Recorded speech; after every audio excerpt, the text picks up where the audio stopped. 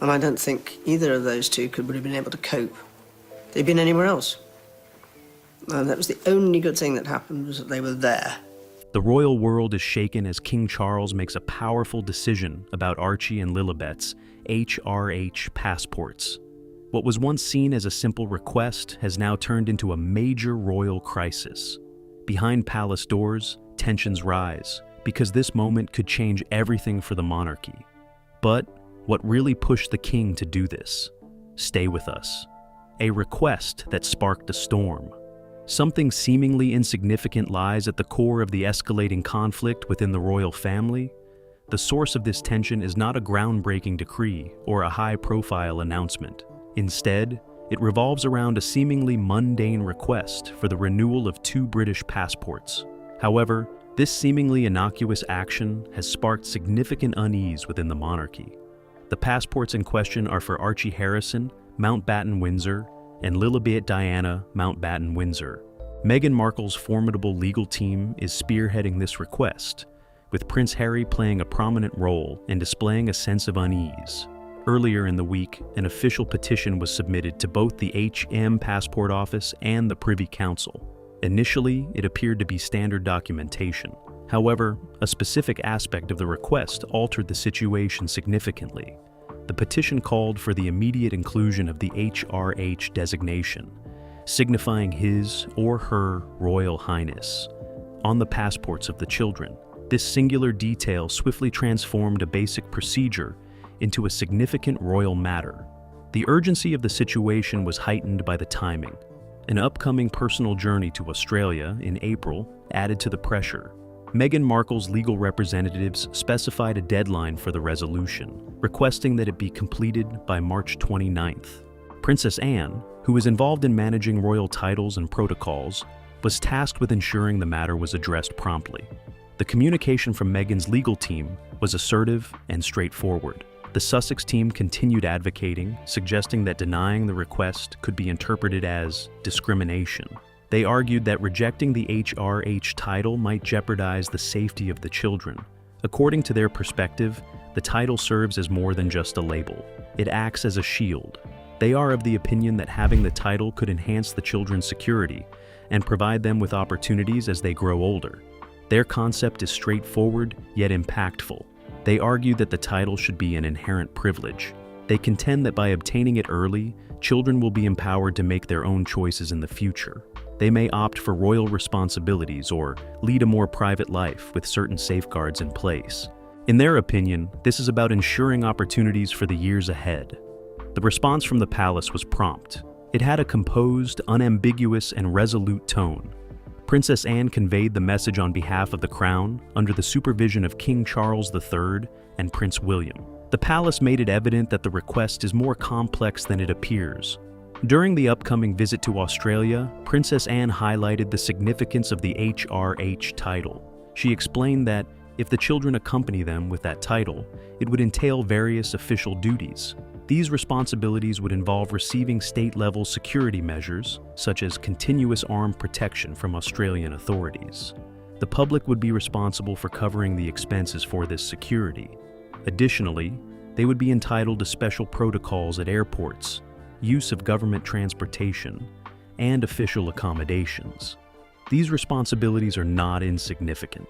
They are important obligations that accompany being a member of the royal family who is employed.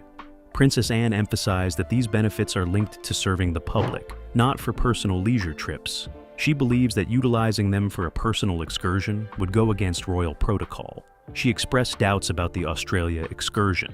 The Sussex team labels it as a rejuvenating retreat, while the palace suspects it has profit motives. The steep costs and extravagant offerings are questionable. It begs the question, should royal connections be tied to lucrative ventures? The palace has declined the request, stating that their focus is on serving the public rather than promoting private business. This principle is at the core of their decision-making process. They view the request not simply as a matter of titles, but as potentially impacting the essence of royal responsibilities. The Sussex team highlighted a historical incident as well. In the year 2021, Archie's birth certificate underwent a revision. Meghan's name was adjusted to reflect her royal position. This occurrence was cited as evidence that the palace had endorsed the use of royal titles in the past. However, Princess Anne clarified that the modification was solely for administrative purposes. It was not intended to authorize the use of titles in other contexts. But what was this battle truly about? And what effects would it have in the monarchy and its future? Stick around. Inside the royal breakdown. The core of this escalating royal conflict is a profound feeling of chaos and uncertainty that currently encompasses each choice. A once straightforward bureaucratic issue has evolved into a comprehensive confrontation of beliefs, sentiments, and royal character. The atmosphere is no longer serene or organized. It is transformed into a whirlwind of opposing objectives, anxieties, and tactics leading in various directions. Meghan Markle is viewed as a confident and outspoken figure in the legal battle. She displays a direct and determined attitude, prioritizing what she deems best for her children's well-being. In contrast, Prince Harry is portrayed as emotionally conflicted and struggling to maintain stability.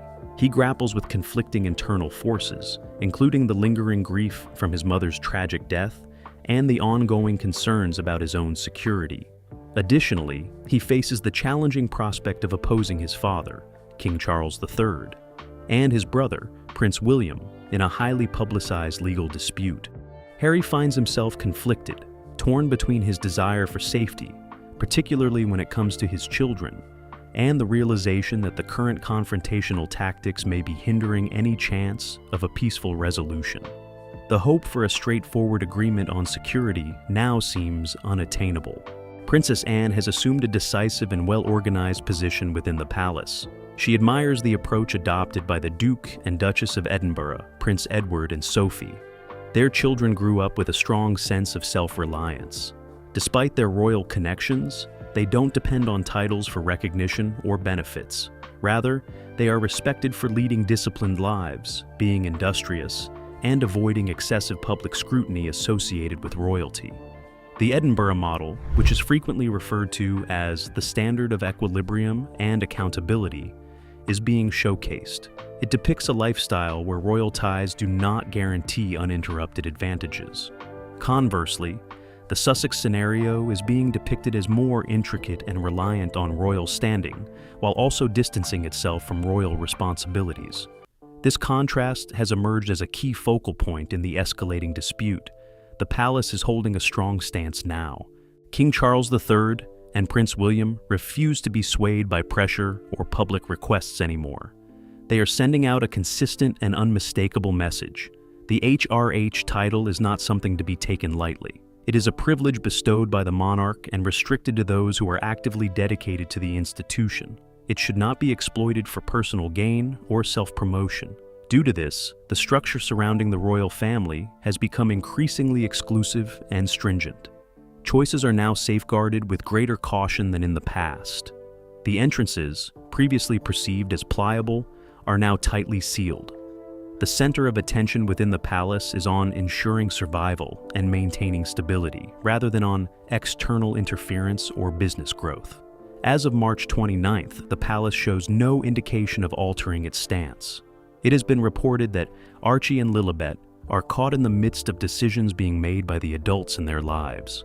These children are depicted as individuals maturing under titles that come with historical significance, anticipation, and limitations, despite living removed from royal obligations. Life inside the Sussex household in Santa Barbara is reportedly a mix of tension and composure. Despite mounting pressure, there is a strong sense of resolve. The environment is not relaxed, but rather concentrated. Each action seems meticulously thought out, even amidst uncertainty. The situation also involves Meghan Markle's expanding business empire, which encompasses a thriving lifestyle brand known as Ever. This brand has rapidly evolved into a profitable enterprise featuring high-end merchandise, wellness products, and meticulously curated lifestyle goods. However, its reputation is predominantly built on the concept of being associated with royalty. Critics claim that the popularity of the brand is attributed to the perception of being both separate and connected to the monarchy. If the children did not have any royal connections, they would only be perceived as ordinary celebrities. However, with those connections, they are viewed as representatives of a long-standing royal lineage, capturing the interest of people worldwide and sparking intense commercial interest. The Australian tour has caused a significant amount of tension due to its portrayal as a private healing and wellness retreat, leading to concerns within the palace. The unexpectedly high ticket prices and exclusive offerings have transformed the event into a more commercial venture than originally anticipated. Luxury requests have been reported, along with high-end lodging arrangements, causing some officials to be unsure how to handle the situation. Princess Anne has labeled it as a business venture rather than a responsibility of the monarchy. She has underscored that authentic royal visits are financed for the purpose of public service and diplomacy, and not for financial gain or personal benefit. But what was the royals' final decision? Let's find out. When the Crown drew the line, the Shadow Court in Montecito has now reached a hard and uncomfortable truth. They can shape public image with strong Hollywood-style public relations, but they cannot force the real Crown to give approval, protection, or official support. The gap between both worlds is no longer just a warning.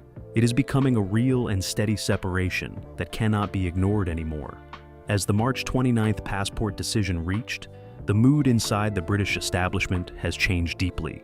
What once felt like frustration has now turned into firm control. Behind closed doors in Westminster and Buckingham Palace, decisions are being made with calm precision and strong confidence. There is no more space for back and forth talks. The direction now feels fixed, clear, and final. At the center of this shift is a major legal plan called the Succession Amendment Bill of 2026. While much attention has been placed on the situation involving Andrew Mountbatten Windsor, the law goes much further than that. It is designed to reshape how the monarchy defines who truly belongs inside its active structure, and it directly affects the Montecito branch of the royal family. The new rule says that anyone in line for the throne must be actively serving the monarchy. This means living in the United Kingdom or its territories and taking part in official royal duties. It also applies to their children. This change has serious effects for Archie Harrison, who is 6th in line, and Lilibet Diana, who is 7th in line. Under this system, growing up outside royal duty in another country and inside a private commercial life means they are no longer seen as active heirs in practice. Instead, they are now described as inactive members of the succession line, present in name but not in function. Princess Anne has played a strong role in supporting this direction. As a senior voice in the Royal Council, she has pointed to the upcoming Australian tour as a clear example of why change is needed. In private discussions, she has described the situation as the creation of a shadow court, where royal titles are used to promote private events and business activities. Her view is simple and strict. A person cannot use royal identity to sell luxury experiences on one day and then ask for royal protection on another. In her opinion, these two paths cannot exist together. Royal duty and personal profit must remain fully separate. Because of this thinking, the British government has started to act more carefully and firmly. Officials are now saying that if royal titles are used for business or personal branding, then they should not come with state protection or inheritance benefits. This idea is becoming a key part of the current debate. A major turning point came when the Royal and VIP Executive Committee made a clear ruling about HRH titles. It stated that since the Sussex titles are inactive, they cannot be used to gain official travel or security privileges. This decision directly affects Archie and Lilibet. Without the HRH style on their passports, the children are now treated as private citizens. This change is very important. It means there is no automatic funding for security. It means no government protection from British or Australian forces. It also means no diplomatic treatment during travel, so they must follow normal civilian rules in other countries. Princess Anne has supported this position by pointing to another example. She has highlighted Lady Louise and James, the children of the Duke and Duchess of Edinburgh. They live quiet and independent lives, focusing on education, work, and personal growth. They do not depend on royal privilege or constant public attention. This contrast has become an important message inside the royal institution. It shows that being royal does not always mean having special treatment. It can also mean responsibility, discipline, and service without relying on public support. Inside Montecito, tensions are growing stronger. Prince Harry is said to be deeply affected by everything happening. he is caught in a painful emotional struggle. On one side, he worries about the safety of his children, remembering the fear and pressure that surrounded his mother, Princess Diana. On the other side, he feels the distance growing between his family and the institution he was born into. This emotional pressure has left him feeling trapped and uncertain. He wants safety and protection for his children, but he is starting to see that the current approach may be making agreement with the royal family more difficult instead of easier. Meghan Markle, however, is reported to be standing firm. For her, this issue is not only about safety or tradition, it is also about identity and future influence. She believes the HRH discussion will shape how the world sees her children. Without it, she fears they may be viewed only as celebrity children instead of part of a historic royal line. At the same time, she is building a growing lifestyle and wellness business. This brand relies heavily on storytelling, image, and emotional appeal. Its strength comes from the balance between royal connection and personal independence, which critics say is also the source of its global attention. The planned Australian visit has become the main point of tension. Marketed as a healing and wellness retreat, it has raised concern inside the palace. High prices, exclusive access, and luxury settings have made it appear more like a business venture than a royal-style engagement. Princess Anne has clearly said it is not a royal duty event. She has stressed that real royal tours are funded to serve the public and support diplomacy, not to generate profit or promote private brands. Redefined power and image. In the rapidly changing realm of worldwide brand promotion, a recent development within the royal hierarchy has placed significant stress on Meghan Markle's as-ever lifestyle company. This is perceived as a bold and confrontational move targeted at disrupting her expanding business endeavors in California. Despite Meghan's ongoing use of her Duchess title and her children's royal titles to endorse high-end preserves, wellness goods, and lifestyle merchandise, Prince William is emerging as a stern overseer of the monarchy's formal standards. Every day, the distinction is becoming more pronounced between the opposing factions. The Kensington Standard, as it is known today, embodies the royal warrant system, which has the endorsement of the Crown and the backing of the British government. This standard symbolizes customs, reliability, and formal acknowledgement that has been established over centuries. Some experts refer to it as the Montecito Standard, which pertains to as-ever products that are now seen more as celebrity-endorsed items rather than official royal merchandise. As they lack official endorsement from the royals, these products are perceived more as lifestyle goods influenced by fame rather than tradition. The Sussex team is facing additional pressure following a significant shift in their media backing. Netflix has decided to withdraw their support for Meghan's brand as ever. With this disassociation, the streaming service is no longer contributing financially or promoting the project. Consequently, the success of As Ever now rests solely on Meghan's personal resources and strategic decisions. The change in focus on royal identity and branding has brought about a sense of immediacy. The perception of the family is heavily influenced by the children's status when royal connections are weak. Proponents of Meghan's strategy argue that preserving royal associations is crucial for safeguarding the brand's international reputation. Failure to do so may result in the brand being reduced to just another business in a saturated market. The increasing tension is evident on the official royal website, where Prince Archie and Princess Lilibet are included in the line of succession, but with limited profiles. Their absence of personal updates, recent photos, and use of the HRH style gives the impression that they are marginalized within the system, according to many observers. Simultaneously, the royal family has redirected attention towards Prince George, Princess Charlotte, and Prince Louis, positioning them as the undeniable successors to the throne. This shift has emphasized a divide between the main royal family and the overseas branch, reinforcing a sense of distance. Meghan's legal representatives have expressed their reservations regarding this issue. According to them, restricting the mention of the children's royal status in official records and public announcements is a type of premature marginalization. From their perspective, this action weakens their affiliation with the establishment before they are able to grasp its significance. Princess Anne has established herself as a strong presence within the palace. She has informed King Charles III that the March 29th deadline should result in a definite rejection. Her stance is founded on a fresh concept in the royal hierarchy, commonly referred to as an active duty norm. According to this perspective, royal titles are more than just symbols of personal or public benefit. They are linked to duty and accountability. Princess Anne has highlighted the contrast by mentioning the royal events that are coming up. The garden party season starts on May 6th, which coincides with Archie's birthday. Whereas the Sussex family will probably have a low-key celebration, King Charles will be organizing grand public events at Buckingham Palace to recognize those who contribute to the country. The deliberate contrast serves to underscore the stark difference between two distinct ways of life. One centered around individual festivities and self-promotion, while the other revolves around communal responsibilities and serving the nation. The palace purposefully emphasizes this disparity as a reflection of the core values of contemporary monarchy.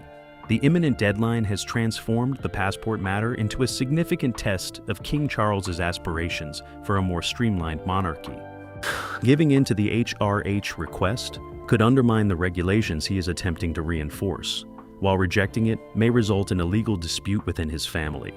Prince William is known to strongly endorse a clear distinction between royal responsibilities and personal business endeavors. He is of the opinion that combining the two could potentially harm the reputation of the monarchy and its legacy. He is advocating for stricter regulations on royal warrants and succession as a result of this. His aim is to guarantee a monarchy that is streamlined and clearly defined once he takes the throne, avoiding any confusion or overlapping responsibilities. How does this affect their visit to Australia and in the near future? Australia draws a clear line. The Sydney Opera House is now bathed in the early morning light as Australia moves beyond mere curiosity to engage in a heated public discussion. The impending visit of the Duke and Duchess of Sussex has transformed from a simple visit to a crucial component of a larger constitutional dispute, resonating throughout the Commonwealth. In London, there is ongoing legal conflict regarding passports and royal titles, but the repercussions are being felt far away. The upcoming healing retreat scheduled for April is no longer considered a simple business trip. It is transformed into a trial to determine the significance of royal status in the absence of official royal backing. On March 27th, a significant development occurred when both the Australian Department of the Prime Minister and Cabinet and the Department of Home Affairs issued similar statements. These statements emphasized that the Sussex trip to Australia is purely for commercial purposes. The Australian government explicitly stated that it is not involved in any aspects of organizing, financing, or hosting the visit. This declaration had a powerful effect. It signifies that there will be no formal reception upon arrival, no interactions with high-ranking officials, and no financial backing for security measures from the government. This change in protocol eliminates the typical royal gestures that are typically extended during official trips for the Sussex team.